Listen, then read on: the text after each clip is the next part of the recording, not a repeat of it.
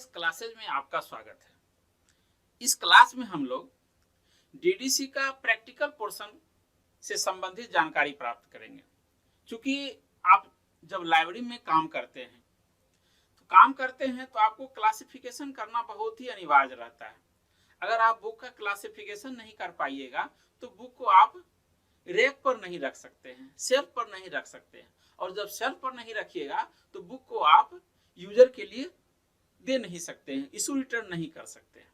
तो बहुत ही अनिवार्य है कि बुक को हम क्लासिफिकेशन करें, और क्लासिफिकेशन करने के लिए बहुत सारी पद्धतियां हैं, जिसमें हम लोग कॉलम क्लासिफिकेशन से करते हैं, डीडीसी से करते हैं, यूडीसी से करते हैं, और भी लाइब्रेरी ऑफ कांग्रेस वगैरह है। क्योंकि डीडीसी क्लासिफिकेशन पद्धति सबसे पॉपुलर पद्धति है और बहुत ही आसान है, समझने की बात है। अगर आप इसको समझ जाते हैं तो आपको लगेगा इससे आसान तो कुछ है ही नहीं, लेकिन अगर आप नहीं समझिएगा, घंटों रात भर आप समय दीजिएगा इसको देखने में के लिए, समझने के लिए, आप अकेले नहीं समझ सकते हैं। तो डीडीसी क्लासिफिकेशन में किसी भी प्रकार की समस्याएं हो तो आप कमेंट करिए, तो आपको हम सारी समस्याओं का समाधान करेंगे अगले वीडियो में। तो खास करके आप ध्यान दीजिए कि डीडीसी क्लासिफिकेशन के लिए आपको इसके पहले भी हम पार्ट 1 और 2 बना चुके हैं। आज पार्ट 3 हम लोग बनाएंगे। इसमें हम लोग टेबल 2 का यूज करना सीखेंगे। टेबल 2 का यूज कैसे करते हैं? तो टेबल 2 का यूज करने के लिए जरूरी है कि हमें सबसे पहले हमारे पास वॉल्यूम 1 होना चाहिए। क्योंकि डीडीसी का 3 वॉल्यूम होता है। हम लोग जब अभी प्रैक्टिकल की बात कर रहे हैं तो वह 90th एडिशन की ही बात करते हैं, क्योंकि अधिकतर यूनिवर्सिटी में अभी 19वां एडिशन ही पढ़ाई होती है। तो 19वें एडिशन के संबंध में ही हम चर्चा करते हैं। तो 19वां एडिशन का जो फर्स्ट जो वॉल्यूम है वह टेबल्स एंड इंट्रोडक्शन है। तो टेबल्स में हम लोग सेकेंड टेबल, जिसको हम लोग एरिया कहते हैं, तो हमको एरिया सबसे पहले निकालना पड़ेगा। और एरिया निकालने के बाद जो दूसरा इंपॉर्टेंट चीज है वह है शेड्यूल, दूसरा वॉल्यूम, सेकेंड वॉल्यूम। और शेड्यूल को आप बाहर कीजिए, निकालिए, और शेड्यूल में देखिए, क्योंकि सब्जेक्ट तो आपका शेड्यूल में ही जाएगा। सब्जेक्ट का जो मेंशन आप करिएगा वो शेड्यूल से ही कीजिएगा। तो शेड्यूल आप निकालिए। उसके बाद अगर आपको लगता है कि शेड्यूल में ढूंढना आसान नहीं है, किसी सब्जेक्ट के बारे में आपको लगता है कि किस सब्जेक्ट में जाएगा, कहाँ मिलेगा, तो आप रिलेटिव इंडेक्स वॉल्यूम 3 का यूज कर सकते हैं। तो हम लोग देखते हैं, एक टाइटल है इकोनॉमिक पॉलिसी ऑफ इंडिया। तो इकोनॉमिक पॉलिसी ऑफ इंडिया, ये टाइटल है, इकोनॉमिक पॉलिसी ऑफ इंडिया। अब एक ध्यान दीजिए एक चीज, चूंकि इकोनॉमिक पॉलिसी है तो निश्चित रूप से डीडीसी में यह इकोनॉमिक्स मेन क्लास में जाएगा। तो इकोनॉमिक्स मेन क्लास में जाएगा तो हम लोग 330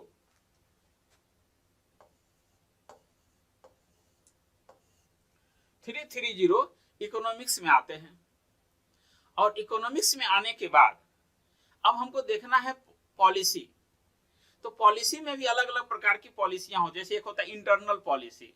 जैसे मान लीजिए एक राज्य से दूसरे राज्य में कोई वस्तुओं का आदान प्रदान होता है। अलग अलग राज्य का अपना टैक्स होता था पहले, अभी तो कुछ ये हुआ है जीएसटी कारण सभी जगह एक समान हो गया है। तो इंटरनल पॉलिसी भी अलग होती है। लेकिन जब किसी कंट्री की पॉलिसी होगी, तो वह इंटरनेशनल इकोनॉमिक्स में जाएगा।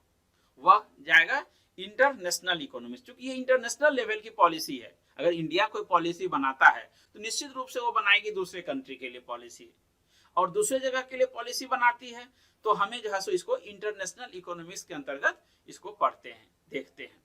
तो देखिए इसमें इंटरनेशनल इकोनॉमिक्स में 337 इंटरनेशनल इकोनॉमिक्स, ये volume 2 page number 296 page number में ये मिलेगा आपको। आप वॉल्यूम 2 निकालिएगा तो पेज नंबर देखिएगा 296, वहां पर देखिएगा 337 इंटरनेशनल इकोनॉमिक्स, ये आपको वहां दिया हुआ है, मेंशन है। आप वहां से नोट कीजिए 337। अब इसके बाद आगे बढ़ते हैं। इसमें जोड़ना है इंडिया का नंबर। इंडिया का नंबर हम डायरेक्ट नहीं जोड़ सकते हैं। ऐसा नहीं है कि ये मान लीजिए आप 337 इंटरनेशनल इकोनॉमिक्स है और वहां हम जो है सो इंडिया का नंबर ऐड कर देंगे, ऐसा नहीं कर सकते हैं। आपको देखना होगा, इसके लिए कुछ प्रोविजन तो नहीं दिया है, कुछ न कुछ प्रोविजन दिया हुआ रहता है। अगर प्रोविजन नहीं रहेगा तब हम लोग क्या करेंगे, टेबल 1 में आएंगे, वहां से 09 लिखा हुआ हिस्टोरिकल एंड ज्योग्राफिकल ट्रीटमेंट, वहां से फिर 09 या 9 को हम जो है सो वो ऐड करेंगे, ऐड कर करके तब फिर हम एरिया में जाएंगे। अपने मन से नहीं जाते हैं, ध्यान दीजिएगा। सिर्फ टेबल 1 में हम किसी भी मेन क्लास के साथ डायरेक्ट जा सकते हैं टेबल 1 में, लेकिन टेबल 1 के बाद आपको टेबल 2 में जाने के लिए आपको देखना पड़ेगा कि हमें इसमें प्रोविजन दिया हुआ है कि नहीं, प्रोविजन देखना पड़ेगा। तो हम जब आगे बढ़ते हैं उसी में 337 में, तो वहां देखिए प्रोविजन दिया हुआ है 337.3 से लेकर के 0.9 तक, foreign economic policies and relations of specific jurisdiction and group of jurisdiction. यानी कहता है कि फॉरेन इकोनॉमिक पॉलिसी या मान लीजिए संबंध, अंतरराष्ट्रीय जो आर्थिक संबंध होता है या नीति होती है, कोई स्पेसिफिक जुरिस्डिक्शन का या कोई ग्रुप का हो, तो उसके लिए दिया हुआ है यहाँ पर कि इसके अंतर्गत आइए आप, और यहाँ लिखा हुआ add area notation, add area notation 3 to 9 from table 2 to base number 337। Page number ये भी दिया हुआ है 297। देखिए 296 में था इंटरनेशनल इकोनॉमिक्स, वो हमने मेंशन किया है क्योंकि आप लोगों को आसानी हो ढूंढने में, समस्याएं नहीं हो। ऐसा नहीं कि हम पढ़ा दिए और आप ढूंढ रहे हैं आपको मिल ही नहीं रहा है, क्योंकि बहुत ही महीन महीन अक्षरों में लिखा हुआ है, स्क्रिप्ट इसकी महीन होती है डीडीसी की, तो आपको ढूंढने में समस्याएं होगी। तो हम पेज नंबर आपको मेंशन कर दे रहे हैं। इस पेज नंबर में जाइएगा तो वहां लिखा हुआ add area notation 3 to 9 from table 2 to base number 337। यानी कि आपको वो भेज रहा है, अब भेज रहा है कि आप एरिया नोटेशन में जाइए और वहां 3 से लेकर के 9, यानी कि टेबल 2 एरिया में जैसे 1 से नंबर है, फिर 2 से नंबर है, 3 से 4 से 5 से 6 से, ऐसे अलग अलग है। तो कहता है कि आप 3 से लेकर के 9 तक में आप जाइए टेबल 2 में, लेकिन आप बेस नंबर इसको मत छोड़िएगा। वो कहता है कि ये 337 जो बेस नंबर है इसको मत छोड़िए, ये पहले लगेगा बेस नंबर, क्योंकि हम पहले भी जानते हैं कि टेबल का यूज जब भी होता है तो वह यूज, टेबल का यूज हमेशा होता है मेन क्लास के बाद।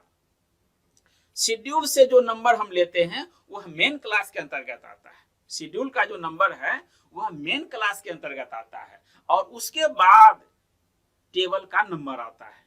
तो हम लोग देखते हैं क्या कि देखिए टेबल के पहले ऐसे भी लगा हुआ हाइफन लगा हुआ रहता है। ये हाइफन जो लगा हुआ है ये बताता है कि हम अकेले जो है सो नहीं आएंगे, पहले हमको मेन क्लास का ऐड करो और उसके बाद हम आएंगे। तो हम पहले जो है मेन क्लास को ऐड करते हैं और उसके बाद, चूंकि इंडिया का नंबर आप देख लीजिएगा 5 एशिया महादेश का नंबर है और 5-4 इंडिया का नंबर है टेबल 2 में। तो हम यहाँ देखिए सिंथेसिस करते हैं, कैसे करते हैं। 337 चूंकि वहां कह रहा है बेस नंबर लीजिए 337, हमने 337 लिया और उसके बाद 337 लिया और उसमें 5-4 ऐड कर दिया। ऐड मतलब वो हम लोग जो मैथमेटिकल ऐड करते हैं वो नहीं करते हैं, इसमें जोड़ नहीं देते हैं और इसको माइनस नहीं पढ़ते हैं। तो 337 प्लस हाइफन 5-4 और इसको हम 3 अंक के बाद डिसमल दिए, 337 डिसमल 5-4, ये हमारा क्लास नंबर तैयार हो जाता है। इसी तरह से मान लीजिए इंटरनल मैटर रहे, इंटरनल इकोनॉमिक्स रहे, तो उसके लिए अलग नंबर दिया हुआ है। तो आपको डीडीसी में यह ध्यान देना पड़ेगा सबसे पहले इसका मेन क्लास क्या होगा, यह किस मेन क्लास में जाएगा। उसके बाद देखना है यह कह क्या रहा है। जैसे इसमें था कि फॉरेन इकोनॉमिक पॉलिसी था, तो इकोनॉमिक पॉलिसी था तो इंटरनेशनल लेवल का इकोनॉमिक पॉलिसी था, इंटरनेशनल लेवल का पॉलिसी था तो हम लोग इंटरनेशनल इकोनॉमिक्स में आए, क्योंकि अंतरराष्ट्रीय रूप से जो आर्थिक जो संबंध होता है एक देश का दूसरे देश के साथ उसके एरिया में आएंगे। उसमें पेज नंबर भी हम मेंशन कर दिए हैं कि पेज नंबर से आप देखिए और इसको सॉल्व कीजिए। सेकेंड टाइटल है मॉनेटरी पॉलिसी ऑफ यूएसए। यह भी एक बहुत ही इंपॉर्टेंट टॉपिक है। प्रत्येक देशों का अपना अपना एक मुद्रा होता है, मौद्रिक पॉलिसी होती है। जैसे इंडिया मान लीजिए रुपीज है, यूएसए में यूएस डॉलर है, इसी तरह से और भी कंट्री में अलग अलग प्रकार का अपना अपना जो है सो वित्तीय फाइनेंशियल वर्क करने के लिए अपना अपना मुद्रा होता है। तो ये मौद्रिक नीति होती है और अपने देश में किसी भी देश में उस देश का जो राष्ट्रीय लेवल का जो बैंक होता है वो उसको कंट्रोल करता है। जैसे भारत में जो भी मॉनेटरी पॉलिसी बनती है उसके लिए आरबीआई जिम्मेवार है। इसी तरह से अलग अलग कंट्री का होता है, लेकिन आरबीआई कोई काम करती है उसके साथ साथ सरकार का एक प्रकार से समर्थन होता है, सरकार सपोर्ट करती है तभी आरबीआई काम करती है। क्योंकि अगर मान लीजिए आरबीआई ऐसा फैसला नहीं ले ले कि देश की आर्थिक स्थिति खराब हो जाएगी, तो वह तो पड़ेगा तो आखिर सरकार पर ही आएगा ना। इसीलिए सरकार और आरबीआई दोनों मिल करके मौद्रिक नीति बनाता है। तो इसी प्रकार से एक टाइटल है मॉनेटरी पॉलिसी ऑफ यूएसए।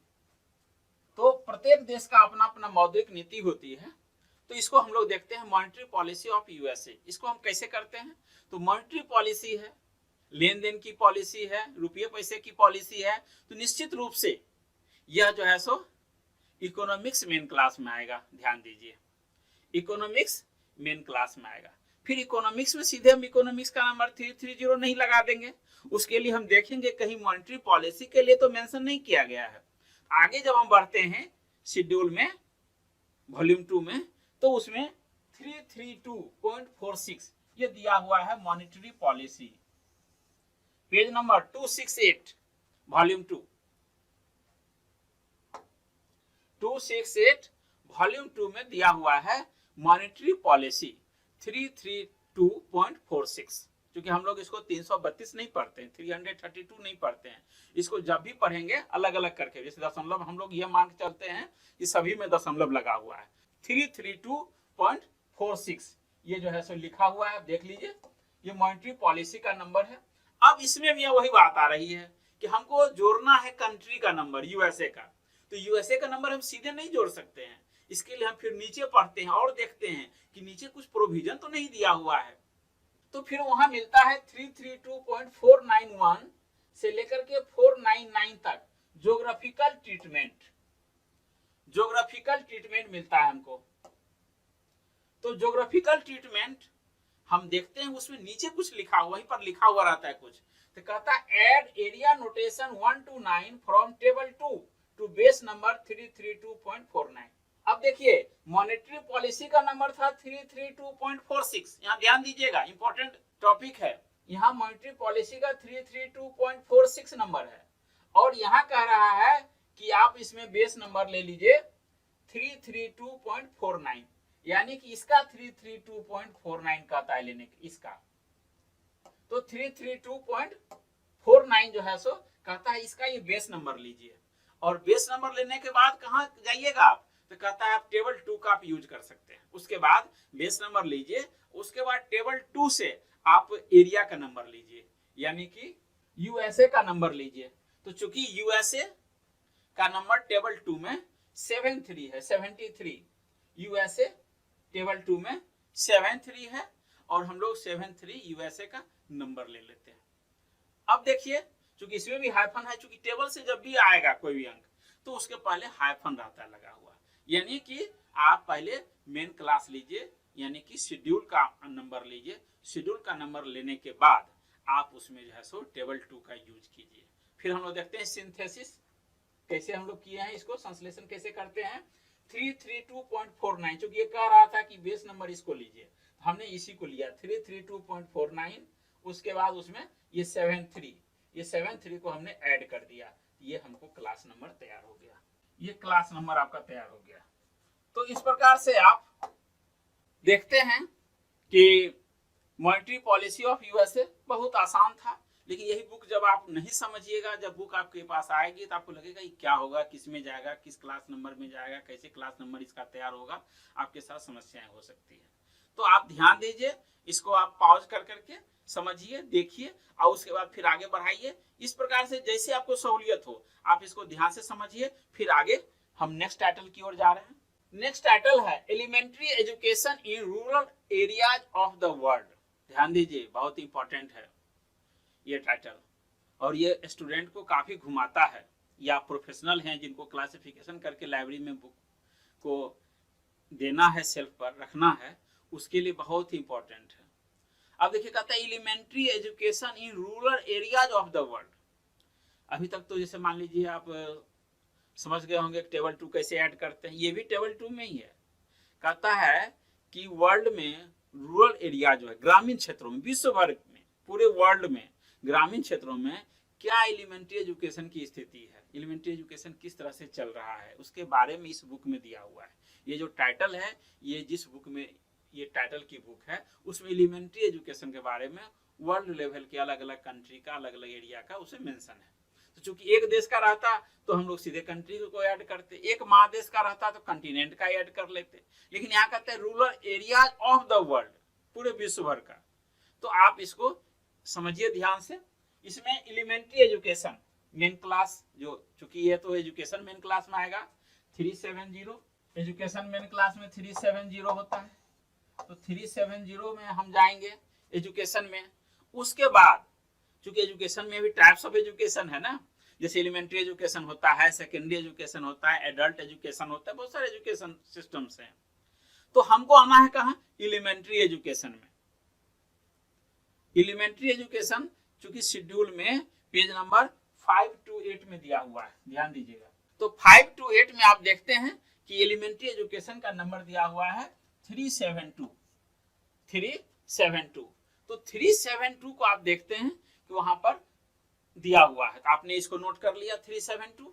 अब उसके बाद चूंकि इसमें भी एरिया ऐड करना है, rural areas of the world. अब यहाँ पर कोई कंट्री नहीं है, तो आपको इसमें भी देखना होगा कि ज्योग्राफिकल ट्रीटमेंट ऐड करने का प्रोविजन दिया हुआ है कि नहीं। ज्योग्राफिकल ट्रीटमेंट जोड़ने का प्रोविजन है, ये हमको देखना पड़ेगा। हम फिर नीचे आते हैं तो देखते हैं 372.9 geography historical and geographical treatment. 372.9 में लिखा हुआ है हिस्टोरिकल एंड ज्योग्राफिकल ट्रीटमेंट, यानी हिस्ट्री भी रहे या ज्योग्राफी रहे तो आप यहाँ से आ सकते हैं। फिर हमको चूंकि अब देखिए यहाँ इतना तो लिख दिया हिस्टोरिकल एंड ज्योग्राफिकल ट्रीटमेंट, लेकिन हमको एरिया चूंकि लगाने के लिए प्रोविजन देखना है, क्या बेस नंबर होगा नहीं होगा। फिर नीचे आते हैं 372.91 से लेकर के 0.99 ज्योग्राफिकल ट्रीटमेंट स्पेशल। यहाँ था historical and geographical treatment, history भी ऐड कर, जैसे history of elementary education in rural world areas of the world, तो हिस्ट्री हो जाता। यहाँ हमको ज्योग्राफिकल के लिए ज्योग्राफिकल स्पेशली यहाँ नंबर दिया हुआ है पेज नंबर 534 में। देखिए 5 to 8 में एलिमेंट्री एजुकेशन था और 534 में हमको दिया हुआ है ज्योग्राफिकल ट्रीटमेंट। तो यहाँ आते हैं, यहाँ भी लिखा हुआ add area notation 1 to 9 from table 2 to base number 372.9।